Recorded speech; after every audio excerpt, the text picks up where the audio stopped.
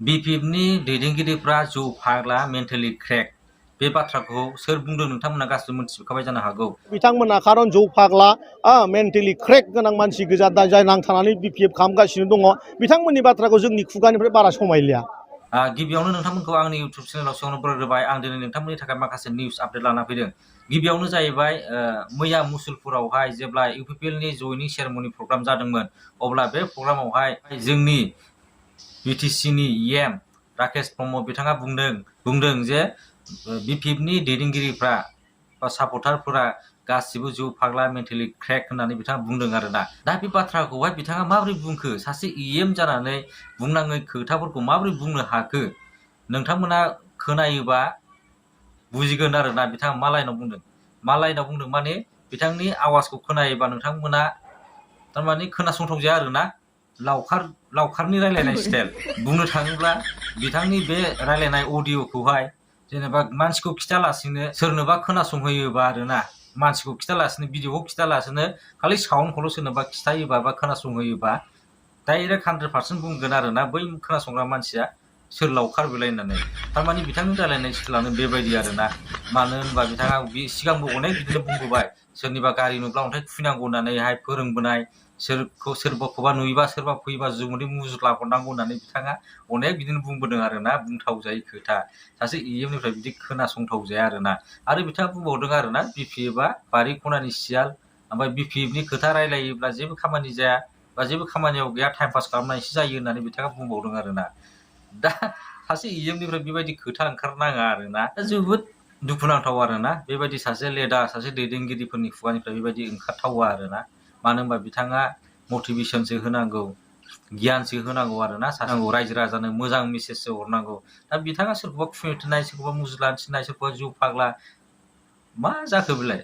जेबो गनायजाथाव बाथ्राखौनो बिथाङा बुङा आरोना। दा बिनि सायाव BPFआ मा रिप्लाइ होयो बेखौ नेनानै दङ। जेब्लानाखि BPFआ रिप्लाइ होगोन ना बिनि सायाव, अब्ला आं बे भिडिअखौ लाबोबावगोन आरोना। नैथि आपडेटआनो जाहैबाय राकेश ब्रह्म बिथाङा मैया जायफोरा अमा बेफारि खालामनानै जायो, जायफोरा ना बेफारि खालामनानै जायो, बिथांमोननि थाखाय रावखौबो माइ गाब जुजाय बा सोरबा UPPL, सोरबा BJP बा सोरबा GSP, सोरबा BPF सानालासैनो बिथांमोना 5,000 होनो होननानैहाय मैया खोथा होदों आरोना बिथाङा। आरो बेजों लोगोसे गासै 300 जन मानसिनोहाय अमा बेफारि एबा ना बेफारिफोरनोहाय साइकेल राननानै होगोन होननानैबो बिथाङा खोथा होबावदों आरोना। आरो बेजों लोगोसे मोनसे इम्परटेन्ट आपडेट बाव आरोना। राकेश ब्रह्म बिथाङा मैया सेल्फ हेल्प ग्रुपफोरनो 75,000 होननाय खोथाखौहाय जेब्ला इलेक्सनाव बिथांमोना 75,000 होगोन होननानै रादायखादोंमोन, बे 75,000खौहाय गाबोननो होगोन होननानैहाय 23 तारिखआवहाय होगोन होननानै बिथाङा मैया खोथा होदों। दा गाबोन फैबानो नोंथांमोना चेकखौ मोननोबो हासिगौ आरोना, सेल्फ हेल्प ग्रुपनि माखासे मानसिफोरा बा ग्रुपआ। थामथि आपडेटआनो जाहैबाय जोंना आसामनि चिफ मिनिस्टार हेमन्त बिश्व शर्माया मैया फोसावदों आरो 1 लिटारनि गाहायनि बथलफोरा, प्लास्टिकनि बथलफोरा बन्द जासिगोन आरोना।